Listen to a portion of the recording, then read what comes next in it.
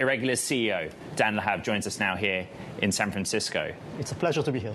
Thank you very much for being here. Let's start with the idea of a misconfiguration. Yep. Help the audience understand the very basics of what that misconfiguration was. Should we start by explaining why are we even doing cyber evaluations for these models? We can, but I want to understand what happened. Yeah, but let's start there.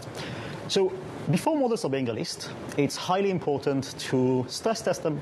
And the reason is, models are getting really, really capable. We've seen demonstration of that in recent times. If models are getting good at many other skills, because they're better at reasoning and coding, they're also getting great at hacking. Before models are being deployed into the world, there is a necessity to use them and just test them in a lab environment to make sure that they're safe and secure. These tests are getting more and more complicated over time, right? Because the models are getting great. And some of these tests actually include environments that are highly, highly realistic with a lot of levers.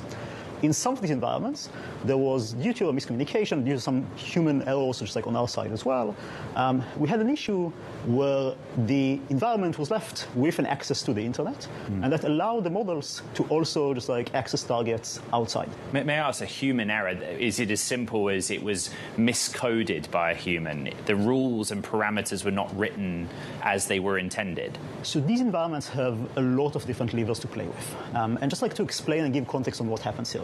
Just imagine the fact that you want to just stress test for realistic scenarios. So for example, whether someone can hack your phone or hack your laptop in order to steal sensitive information. As a journalist, that should highly concern you, right? Because if I'm able to hack you through a model in order to steal your sources, that's an issue. Yes. But in order to simulate whether that's a possibility, you need to simulate quite a lot, right? You need to simulate the entirety of the Bloomberg network. You need to understand and even generate fake traffic in order to just get as close as possible to the world. Because these environments got more and more and more complicated, in some of them there are a lot of controls. One of these controls is access to the internet. And why do we even have access to the internet as one of the controls? If you think about it, a real-world attacker that may go after you will definitely not say, you know what, the models were tested without an internet connection. So let's not, have it as well. Obviously, if I'm going to go after you, I'm going to go after you with everything at my disposal, and that's going to include internet access. Well, in the OpenAI case, there were two models, one released and one unreleased but more performant model, and the instruction from OpenAI was, ace this test. We want to evaluate your cyber capabilities. Yeah. And the models concluded that in order to ace the test, they could get information from a third-party platform via the internet.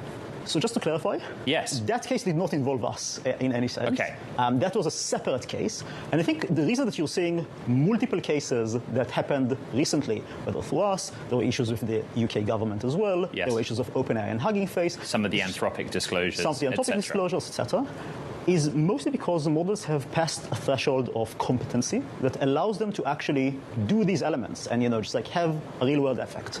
That shows why it's actually so crucial to also do pre-deployment testing. Because if you're not going to discover that in a pre-deployment test, you're going to discover that when it happens in the world, and that's a much greater issue.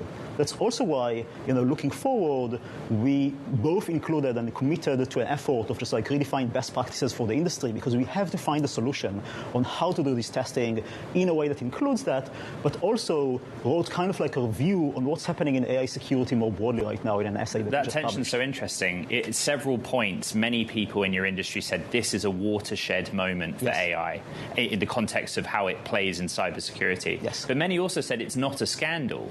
You want to see the frontier labs testing and evaluating the capabilities of the models. What have you changed since? Yeah. How do you get that balance better? You have to test the models before. Right? Because if you don't do that, the alternative is way worse.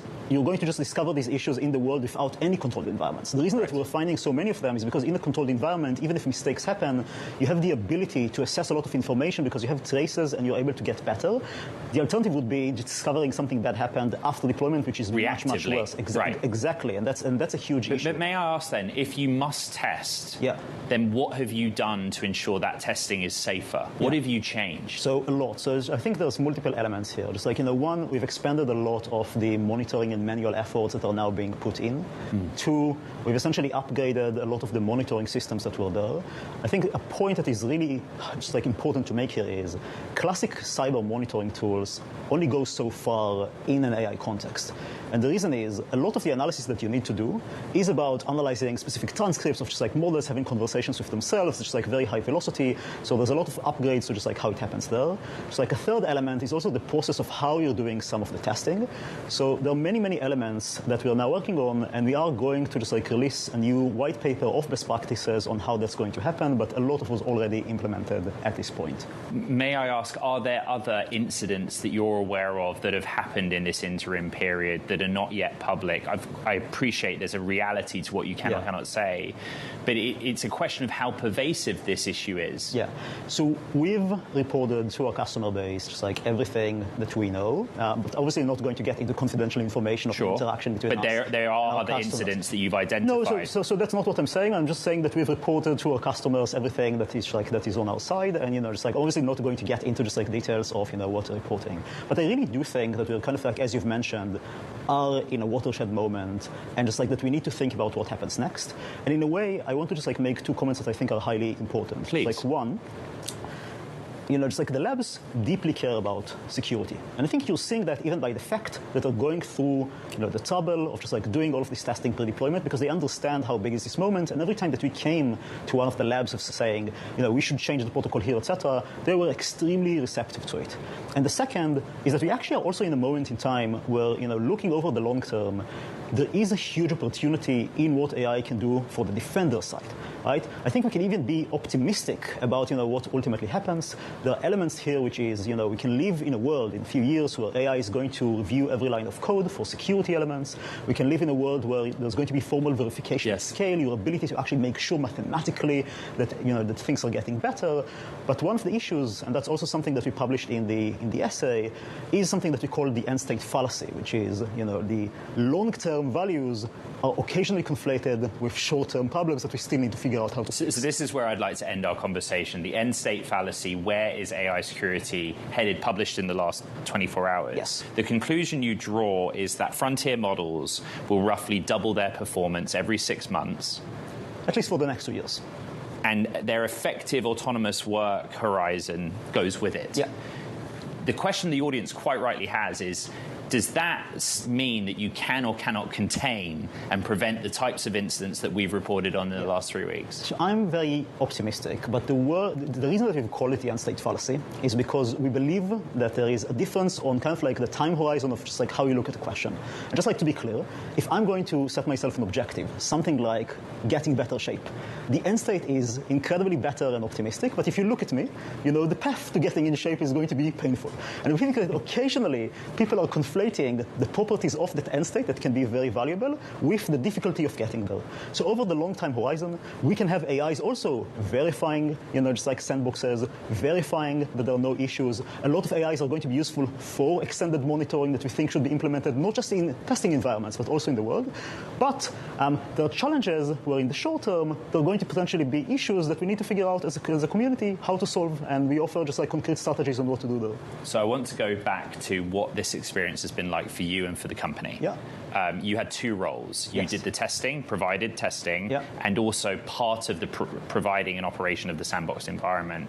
Have you seen massive demand for your services? Have customers said, we need to rethink the relationship? What has happened? So, just like I think the most credible thing is just like to use what our customers said, which if you look, all of them ended the statement by, just like thanking, just like, and recognizing the complexity of what we do and saying that they're looking forward to just like doubling down on the relationship in the future. And the reason is it's a dual specialty that's incredibly hard to do. In order to do that well, and in order to make sure that we work together to ensure that ultimately you, and I don't mean necessarily you as Ed, I mean we as society are going to be in a secure world, we need people that have a real dual expertise, both a very deep cyber background and a very deep AI background, such that we can test environments. And as you can imagine, it's a fairly rare thing. So as an outcome, it's a learning moment for everyone in the industry. And by the way, we are not a sandbox company. Just to be clear, that's actually not the role of what we specifically do. The OpenAI Hugging Face is not something that is on our side, just like, but it is still, kind of like a grand moment of things changing in the industry. And together, there's a role of just like taking the people that have a deep knowledge of what's going on and being able to work together to resolve and understand how to make sure that things are going to be in a much better optimistic position. Dan.